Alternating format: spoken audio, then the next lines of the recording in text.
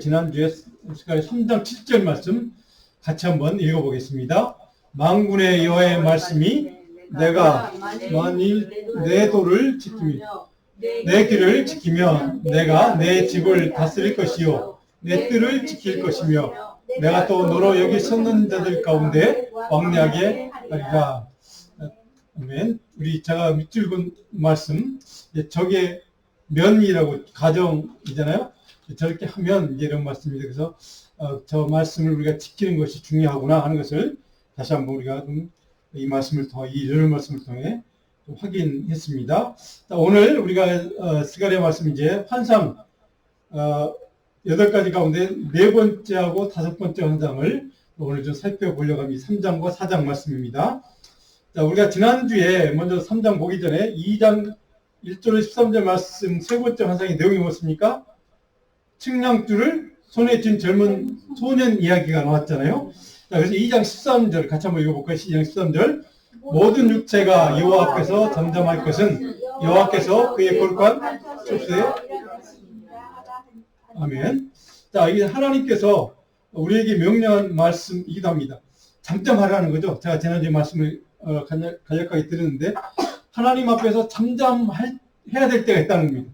물론 기도하고 또 하나님 앞에 나가서 통곡하고 또 하나님 앞에 큰 소리를 외치기도 하고 간청하기도 하고 물론 그런 때도 있지만 때로는 어떤 문제들 앞에서 어떤 기도의 제목들 앞에서는 잠잠하게 기도하면서 묵상하며 기다려야 될 그런 상황 때도 있다는 사실을 우리는 기억해야 되겠다라고 제가 지난주에 말씀을 드렸습니다. 이유는 뭐냐면 하나님께서 역사하심을 기다리는 거죠. 역사하실 때를 기다리는 거죠. 하나님의 때, 하나님의 시간표. 제가 지난주에 말씀드린 것처럼 하나님의 시간, 다른 말로 하면 여러분 잘 아는 카이로스의 시간을 그 은혜의 때를 기다려야 될 그런 문제들도 있다. 왜냐하면 하나님께서 백성들을 위해서 개입하시고 선한 뜻대로 응답하신 우리 믿고 있기 때문에 그 믿음 때문에 조용히 침묵하며 기다리는 그러한 순간, 기다림의 때, 또 그러한 순간을 필요로 한다. 왜? 하나님의 역사하심을 우리는 믿기 때문에. 자, 그렇게 말씀을 드렸습니다. 이것이 진정한 그리스도인의 믿음이라는 것이죠. 조용히 기다리는 것은 할 수 없는 것, 있는 것이 없어서 기다리는 때도 물론 있지만 믿기 때문에 그렇습니다. 하나님의 역사하심을, 하나님이 응답해 주심을, 하나님이 개입해 주실 것을 믿고 내 원하는 때, 시간이 아니라 하나님의 때, 하나님의 시간에 역사심을 믿는 바로 그런 믿음이 있기 때문에 기다린다 말씀을 우리가 다시 한번 확인하고 그런 믿음이 성숙한 믿음, 성장한 믿음이라고 우리는 생각할 수 있다는 것을 다시 한번 기억하겠습니다. 자, 3장으로 넘어갑니다. 오늘 이 3장 1절로부터 5절 말씀만 같이 한번 읽어볼까요? 천천히 3장 스가랴 3장 1절 5절 말씀 1315면 구약성경 제성경 1315면입니다. 같이 읽습니다. 대제사장 여호수아는 여호와의 전사 앞에 섰고 사탄은 그의 오른쪽에 서서 그를 대적하는 것을 여호와께서 내게 보이시니라. 여호와께서 사탄에게 이르시되 사탄아 여호와께서 너를 책망하노라. 예루살렘을 택한 여호와께서 너를 책망하노라. 이는 그래서 그거는 그슬린 나무가 아니냐 하실 때에 여호수아가 더러운 옷을 입고 천사 앞에 서 있는지라. 여호와께서 자기 앞에 선 자들에게 명령하사 그 더러운 옷을 벗기라 하시고 또 여호와께서에게 이르시되 내가 내 죄악을 제거하여 버렸으니 내게 아름다운 옷을 입히리라 하시고 내가 말하되 정결한 관을 그의 머리에 씌우소서 하매 정결한 관을 그 머리에 씌우며 옷을 입히고 여호와의 천사는 곁에 섰더라. 아멘.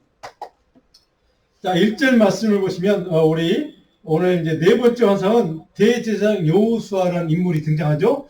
대제사장 여호수아. 우리가 잘 아는 여호수아라는 인물 이름이 같습니다. 우편에선 사탄이 또 서 있습니다. 그러니까 하나님의 종이 서 있고 그 다음에 사탄이 서 있고 근데 사탄은 어떤 일을 하는가 1절입니다. 이렇게 기록되어 있죠.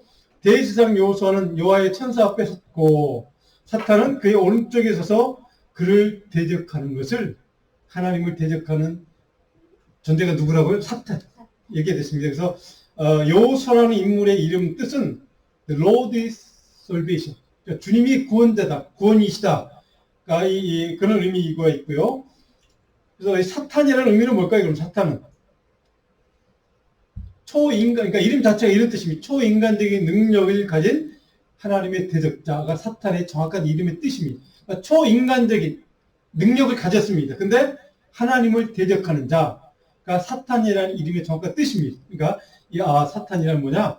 우리가 그냥 악한 영, 뭐 이렇게 생각하고 구체적으로 정확하게 초인간적인 능력을 가진 하나님을 대적하는 자, 존재가 이게 사탄이다. 근데 2절에 보니까 하나님께서 사탄을 뭐 하셨다고요? 책망하셨다 이렇게 되십니다. 꾸짖었다는 말씀이죠.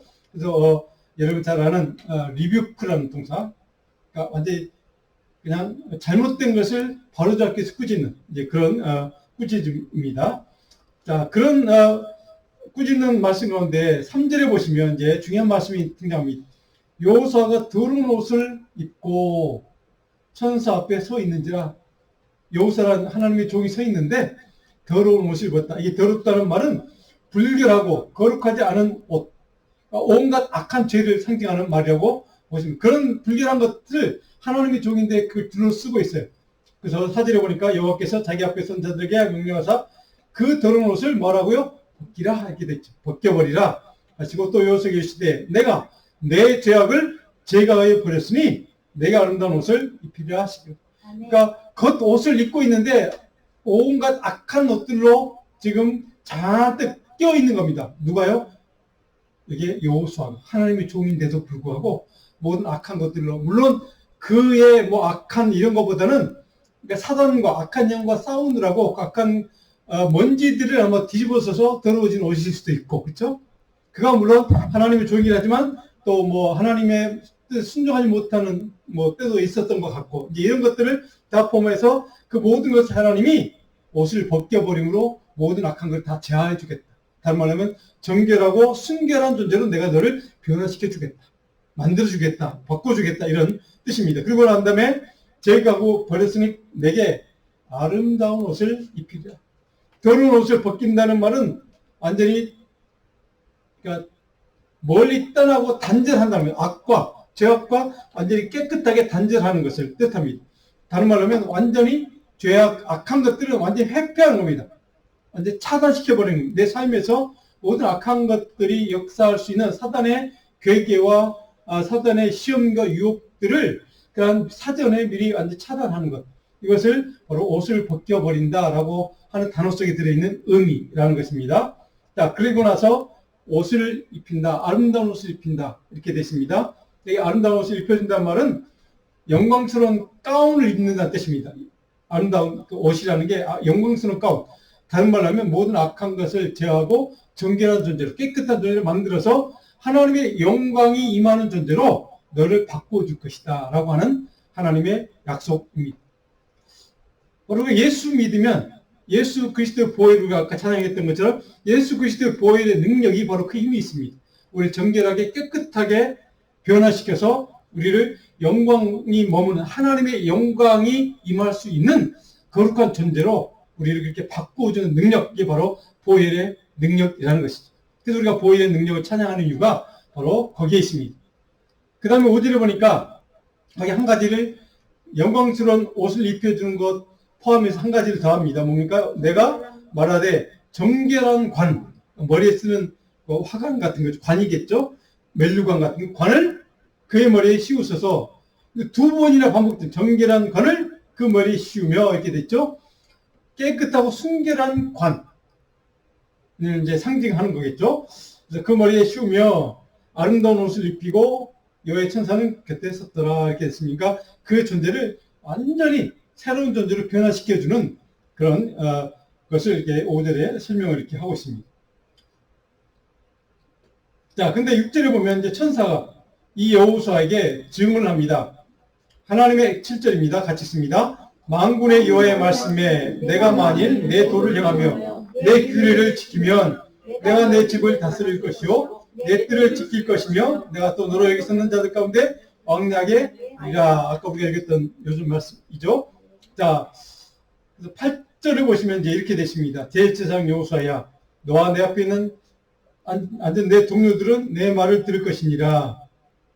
이들은, 자, 그 사람들은 누구냐? 그 존재들은 누구냐? 예표의 사람들이야. 근데 뭘 예표한다는 말이 없어요. 설명이. 그렇죠? 예표의 사람들이라 이렇게 그냥 끝나버립니다. 하나님의 말씀, 도를 행하고 말씀을, 그 하나님의 생명의 말씀, 언약의 말씀을 지키고 순종하는 사람들, 그 사람들은 예표의 사람들이 될 것인데, 이게 제가 이제 설명 붙이자면 이런 뜻입니다. 어떤 예표의 사람들인가? 예표라는 말은 그 상징적인 인물, 그런 사람들의 그 모범이 되는 인물, 이렇게 이해하시면 될 것 같습니다. 그런 말씀에 대한 순종을 통해서 그들의 삶에 위대한 하나님의 기적을 체험하는 삶을 누리는 자들이라는 뜻입니다. 그러니까 하나님의 위대한 기적을 삶을 통해 체험하는 자들, 무엇을 통해요? 말씀을 순종하는 삶을 통해서. 자, 이런 예표의 사람들이 될 것이다. 그런 의미에서 바로 7절에 내 도를 행하며 내 길을 지키면 이렇게 그 전제 조건이 붙어 있는 이유가 거기에 있습니다. 내 동료들은, 하나님의 사람들은 어떤 사람들인가? 그들의 말씀을 순종하는 믿음의 삶을 통하여 하나님의 놀라운 기적과 은혜를 삶 속에서 풍성하게 체험하고 누리는 자들. 저는 저와 여러분들이 그런 은혜 있는 자가 되기를 축원합니다. 이것이 우리가 예수님을 믿고 신앙생활 하는 이유입니다. 그렇죠? 하나님의 영광, 하나님의 은혜, 하나님의 도우심, 하나님의 역사를 체험하는 삶을 살기를 간절히 소원한다면 먼저 하나님의 말씀 앞에 겸손히 순종하는 삶, 실천하는 삶, 말씀 앞에 겸손히 내 삶을 온전히 맡겨드리는 그런 삶의 결단, 믿음의 결단이 먼저 있어야 한다는 사실입니다. 우리는 이것을 반대로 생각합니다. 많은 크리스찬들은 먼저 하나님 복 주시면 내가 잘 믿을게요. 하나님 내게 큰 은혜 부어주시면, 내 기도 들어주시면 내가 교회에 충성하고 하나님의 영광을 위해서 내가 열심히 일할게요 라고 하는 그런 반대로 내 조건을 먼저 내겁니다. 오늘 말씀을 통하여 하나님은 요구하는 게 뭡니까? 먼저 말씀 앞에 순종하라. 말씀 앞에 내 삶을 맡기라는 겁니다. 그리하면 내 삶을 완전히 여호수아처럼 새로운 하나님의 영광이 머무를 수 있는 삶으로 너를 바꾸어주고 그 다음에 하나님의 영광의 임재를 풍성하게 누리도록 내 삶 속에 하나님의 놀라운 기적과 은혜를 누리는 복된 삶으로 바꿔줄 것이다 라고 하는 것이 하나님의 요구 조건입니다. 사랑하는 여러분, 이것이 바로 우리가 신앙생활할 때 전후가 전도되면 안 된다는 사실을 정확하게 우리는 이 시간을 통해서 깨달을 수가 있습니다. 하나님의 말씀과 율법과 계명을 실천하고 그 말씀을 통하여 우리의 삶 속에 하나님의 영광이, 하나님의 능력이, 하나님의 도우심이, 하나님의 선한 은혜의 손길이 물 붓듯이 쏟아지는 역사, 바로 이것이 우리의 신앙생활 되기를 간절히 축원합니다. 이런 마음과 믿음으로 하나님 앞에 나와서 많은 성도들과 교제하고 그런 마음으로 성도들을 서로 섬기고 또 교회를 위해서 주님의 영광을 위해서 헌신하고 그런 믿음의 성도들이 될 때 바로 그 삶에, 그 가정에 하나님의 영광이, 하나님의 놀라운 기적과 같은 은혜가 풍성하게 채워짐을 우리 이 원리를 이 시간 다시 한번 깨닫고 하나님의 말씀의 자리에 먼저 나오는 저와 여러분 되기를 축원합니다. 자, 예레미야 50장 34절을 보시면 이런 말씀이 있습니다. 그런 믿음의 삶을 사는 자들에게 어떤 은혜를 주시는가 같이 있습니다. 그들의 구원자는 강하니 그의 이름은 만군의 여호와라. 반드시 그들 때문에 싸우시리니 그 땅에 평안함을 주고. 아멘. 그들의 구원자는 강하니, 하나님은 강하신 분이라는 겁니다. 권능의 존재, 그렇죠? 그의 이름은 만군의 여호와라. 반드시 그들 때문에 싸우리. 이게 중요합니다. 그들 때문에 싸운다. 누구 때문에요? 말씀 앞에 나와 순종하고 하나님의 말씀 앞에 믿는 대로, 자기의 말씀 주시는 대로 응답하고 실천하는 믿음의 삶을 사는 사람. 그래서 하나님의 영광의 임재를 맛볼 수 있는 준비가 된 사람, 그 사람을 위해서 반드시 하나님은 싸워주실 것이다. 이것이 하나님의 약속입니다. 그래서 우리가 강한 하나님의 권능을 잊기 위해서는 바로 하나님 말씀 앞에 먼저 순종한 마음으로 무릎 꿇고 그 말씀을 실천하는 믿음의 행동으로 먼저 주 앞에 나와야 한다는 사실, 이것이 중요하다는 것을 우리는 깨달아야만 합니다. 근데 34절 지금 말씀 보니까 그 땅에 뭘 준다고 했습니까? 그래서 평안함을 주신다. 하나님이 주시는 평안. 그 어떤 사단의 괴계도 그것을 무너뜨릴 수 없다는 사실. 하나님이 주시는 평강. 하나님이 주시는 평화는 바로 하나님에 의해서 지켜지기 때문에 바로 그 어떤 사단도 그 어떤 인간적인 어떤 악한 세력도 그것을 무너뜨릴 수 없다는 사실을 우리는 기억해야만 합니다. 자, 오늘 본문 9절을 한번 볼까요? 9절 읽습니다. 만군의 여호와가 말하노라 내가 너 여호수아 앞에 세운 돌을 보라. 한 돌에 7눈이 있느니라. 내가 거기에 새길 것을 새기며 이 땅의 죄악을 하루에 제가 아멘. 이게 세운 돌이라는 단어가 나와 있습니다. 한 돌에 7눈이 있느니라. 물론 돌 그러면 뭐 모퉁이 돌 대신 예수님을 상징할 수도 있고요. 여기에서는 하나님의 세운 돌, 한 돌에 눈이 있는 7개가 있다고 되어 있습니다. 다른 말로 하면 하나님이 우리의 모든 인간의 일거수일투족을 감찰하시는 눈을 갖고 계시는 분이다, 이런 뜻입니다. 그러니까 우리 모든 삶의 행동 하나하나를 다 감찰하시는 존재가 하나님이라는 뜻입니다. 그래서 7눈이 있느니라 내가 거기에 새길 것 새기며, 자, 그 다음에 그 눈이 왜 필요한가? 왜 우리를 감찰하시는가? 우리의 일거수일투족을 감찰하신 다음에 그 돌에 새길 것을 새기겠다는 뜻입니다. 뭘 새길까요? 우리가 하나님 앞에 행한 선한 일들, 하나님 앞에 믿음의 행위들, 믿음의 결단들, 하나님을 영광스럽게 했던 그 모든 것들을 그 돌 위에 생명책에 우리의 이름을 기록한 것처럼 새겨주실 것이라는 뜻입니다. 그런데 중요한 것은 이 땅의 죄악을 하루에 제거할 것이다. 선한 것, 너의 선한 영향력들, 우리의 선한 믿음의 행위들, 이 선한 섬김들, 주님을 위해서, 주님의 영광을 위해서, 교회를 위해서, 하나님의 교회를 세우기 위해서 수고하고 헌신하는 것들을 다 내가 거기에 새길 것이다. 그렇지만 이 땅의 모든 악한 것들은 내가 다 제거할 거야. 그 돌에 새겨질 것은 너의 선한 것들, 하나님의 영광을 위해서 행한 일들, 이런 것들을 내가 거기에 새기기를 원해. 이런 뜻입니다. 그래서 한 돌에 7눈이 있다는 말씀, 거기에 새길 것을 새기겠다.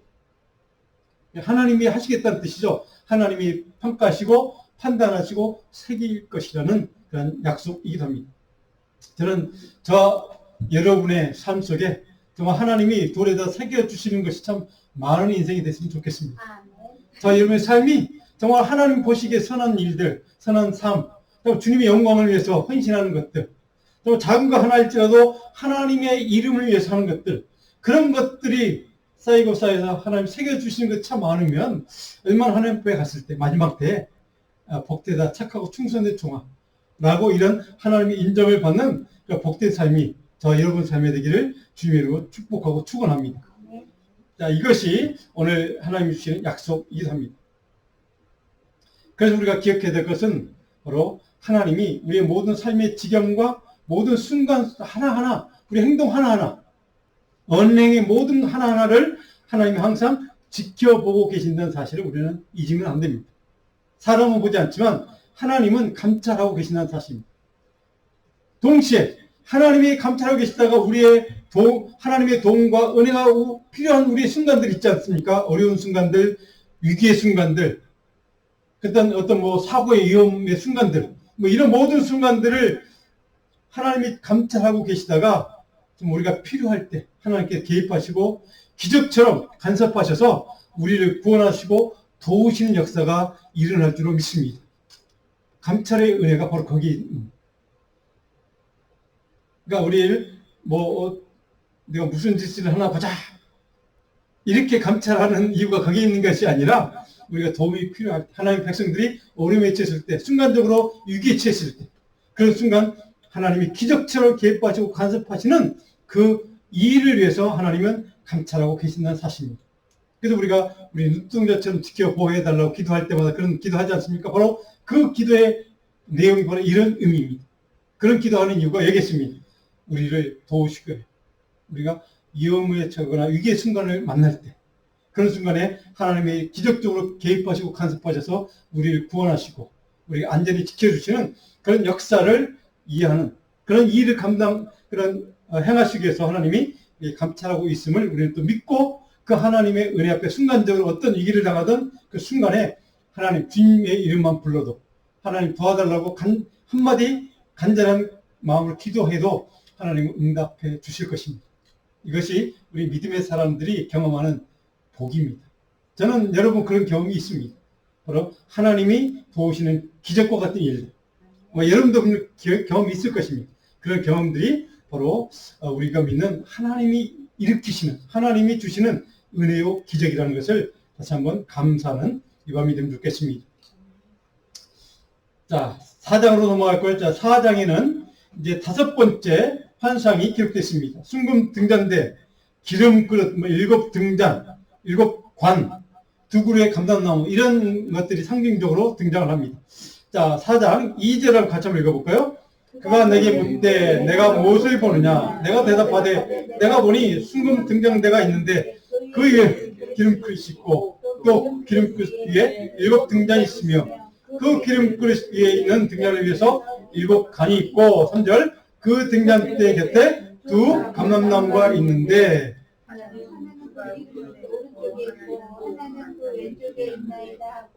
자 4절 내게 말하는 천사에게 물어일 때 내 주여 이것들이 무엇입니까? 하니 5절입니다. 내 주여 내가 천사가 대답하여 내가 이것들을 무엇인지 알지 못하니라 하고 내가 여기 내 주여 내가 알지 못하니라 하니 자, 그 상징들이 왜 거기에 있는지 이것들이 무엇을 상징하는지를 모르겠습니다. 라고 좀 대답하는 장면에서 5절에서 끝납니다.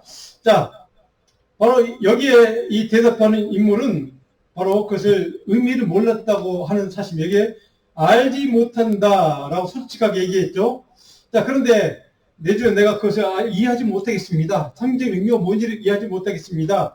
이제 그게 뒤에 후반부에 가면 다시 반복됩니다. 똑같은 내용이. 자, 그런데 하나님과 친밀한 교제를 나누지 못해서 알지 못한다는 의미도 있지만 여기에 반대로 생각하면 하나님과의 교제를 나누고 밀접하게 하나님과 대면해서 만나는 사람, 하나님과 친밀하게 경험하는 사람, 하나님의 거룩한 성전을 재건축하는 그 사명을 위해서 헌신했던 그 사명자, 성도에게 하나님이 어떻게 대하시는지를 먼저 우리가 살펴보고 이게 알지 못했다고 대답하는 그 의미를 좀 생각해 보려고 합니다. 자, 6절을 보시면 한 인물이 우리가 이미 살펴보았던 인물입니다. 같이 읽어봅니다. 6절. 그가 내게 대답해 이르되 여호와께서 스룹바벨에게 하신 말씀이 이러하니라. 만군의 여호와께서 말씀하시되 이는 힘으로 되지 아니하며 능력으로 되지 아니하고 오직 나의 영으로 되느니라. 아멘.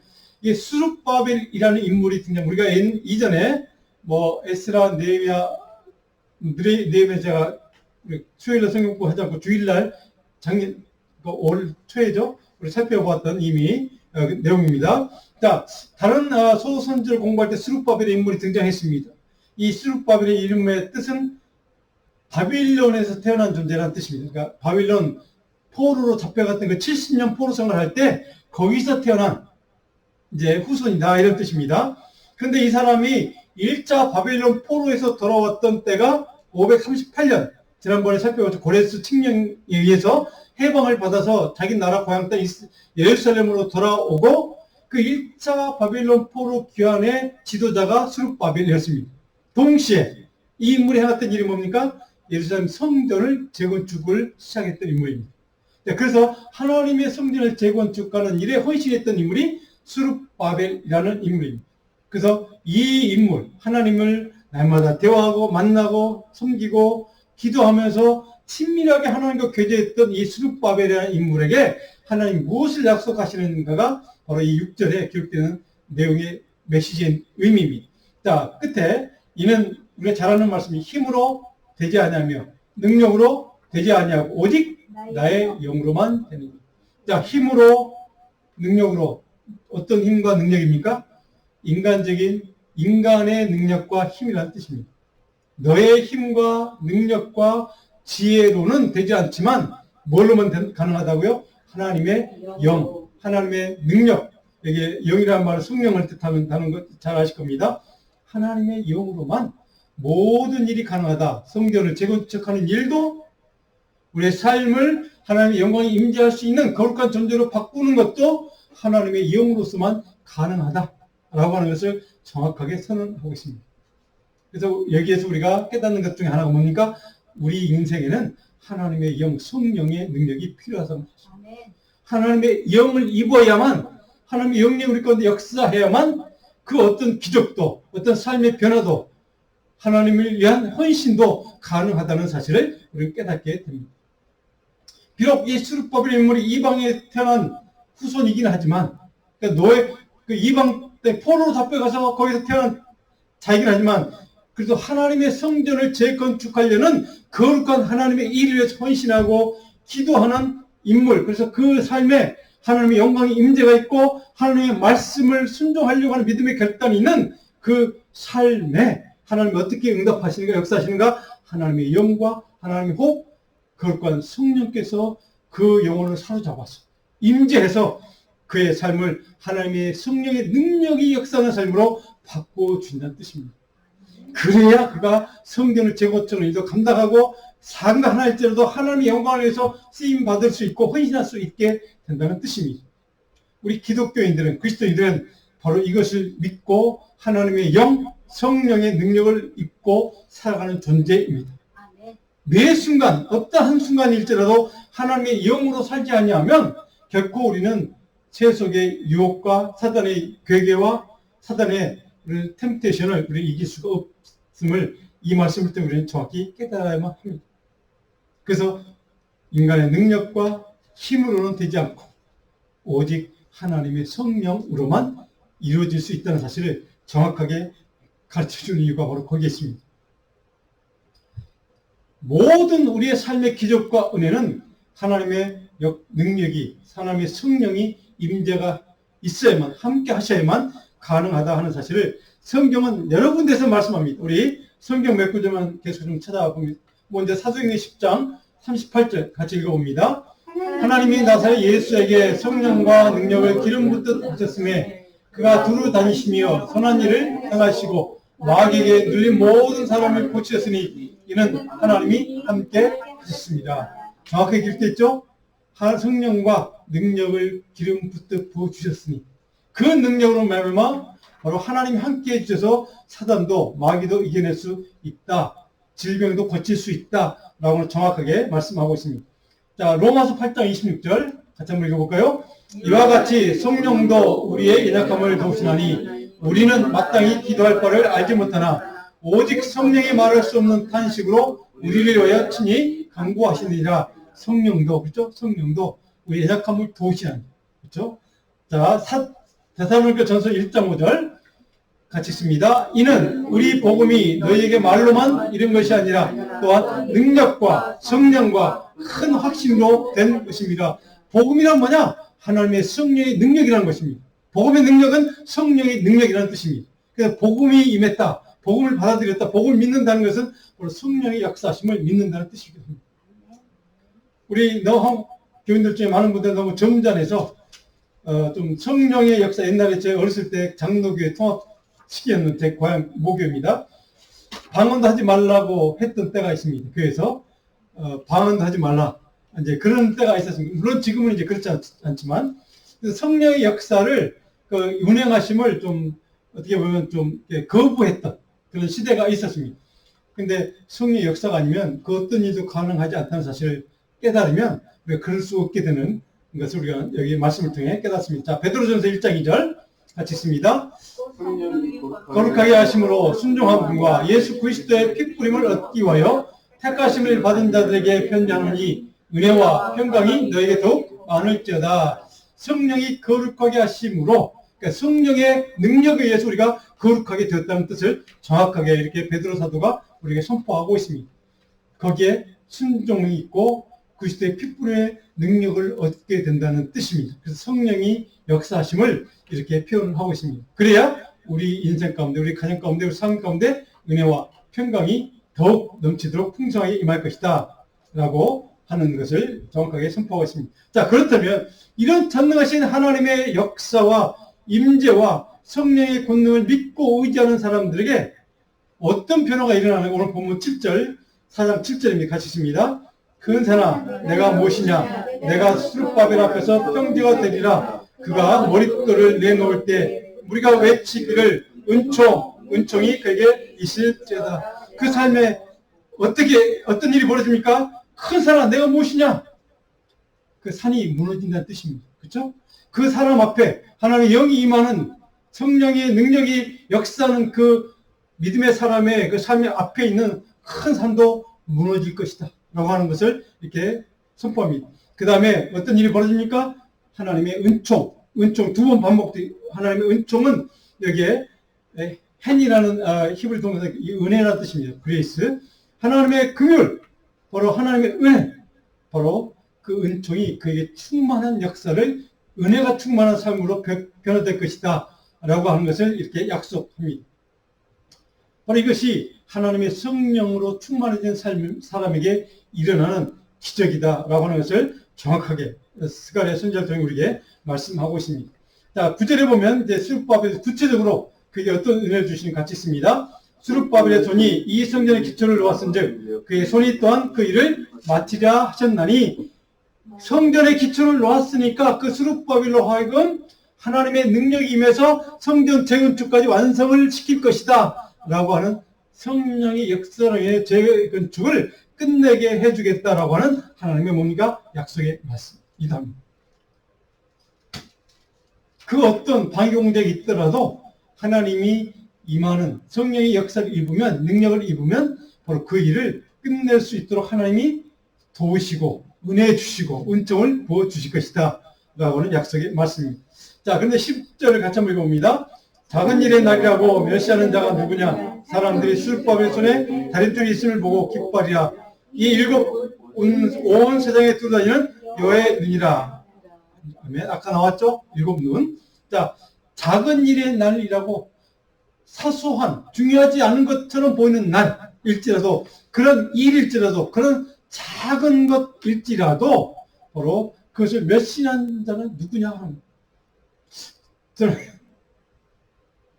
바로 여기에 오늘 우리가 다시 한번 깨닫기 원하는 영적인 교훈 한 가지가 있습니다. 작은 것, 보잘것없는 것일지라도, 사소한 일인 것처럼 보일지라도, 교회를 치면 사이즈가 작은 교회일지라도 바로 상관없이 하나님은 동일한 눈으로 보신다는 사실입니다. 동일한 시각. 큰 교회든 작은 교회든 많은 큰 일을 하는 사람이든 작은 일을 하는 상관없이 하나님의 일곱 눈 감찰하신 눈은 동일한 기준으로 보신다는 사실. 중요한 것은 우리가 하나님 앞에 신실하게 그 일을 감당하고 있느냐, 믿음으로 그 일을 감당하느냐, 하나님의 영과 능력으로 그 일을 감당하느냐 하는 것입니다. 이것이 중요한 사실을 우리 깨달아야 합니다. 저는 그런 의미에서 바로 작은 교회일지라도, 우리가 비록 작은 성도일지라도 바로 거기에서 하나님이 보시는 것, 하나님이 능력과 은혜와 성령의 권능을 부어주시는 것은 저는 동일하다고 믿습니다. 저와 여러분 한 영혼에게 주시는 그 은혜는 그 누구보다도 더 큰 하나님의 권능과 역사를, 동일한 역사를 우리에게 부어주시고, 그 은혜를 통하여 하나님 우리에게 주님의 일을 감당할 수 있도록 우리를 바로 세워주시고 우리를 이끌어주시고 우리에게 능력을 부어주실 줄로 저는 믿습니다. 바로 그것을 우리가 이 시간 말씀 통하여 깨닫기를 바랍니다. 13절 보면 내 주여 알지 못하나이다. 또 나왔죠? 아까 앞부분 나왔 것처럼. 자, 이르되 이제 설명을 해줍니다. 모른다니까 14절에 이렇게 설명하죠. 이르되 이는 기름 부음 받은 자들이니 온 세상에 주 앞에 서 있는 자니라. 자, 그들은 기름 부음 받은 자, 내가 너희를 돕기 위해서 기름 부음 받은 자를 보내줄 것이다 하는 뜻입니다.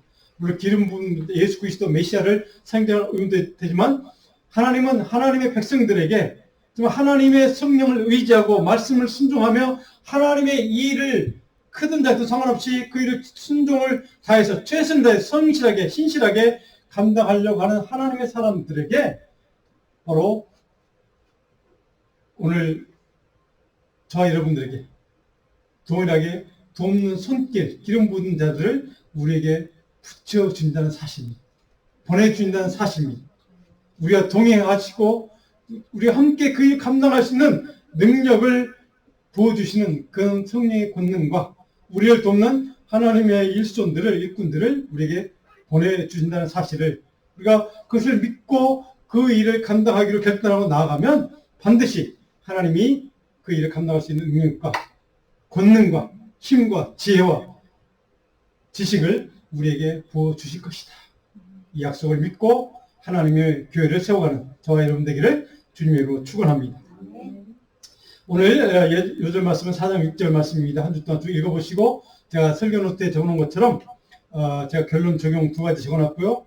묵상 과제 한 주 동안 좀 묵상해 보시기를 원합니다라고 하는 의미에서 제가 묵상 주제를 적어놨습니다. 한번 이 말씀 다시 한번 읽어보시고 묵상 주제를 다시 한번 읽어보시고 한 주 동안 성령의 말씀이 충만한 삶을 나는 살고 있는지, 성령의 권능이 내 안에 역사하는 삶을 살고 있는지 다시 한번 우리가 기도하고 묵상하고 그 말씀의 은혜와 성령의 능력을 사모하는 한 주간 되기를 주님으로 축원하고 축복합니다. 기도하겠습니다.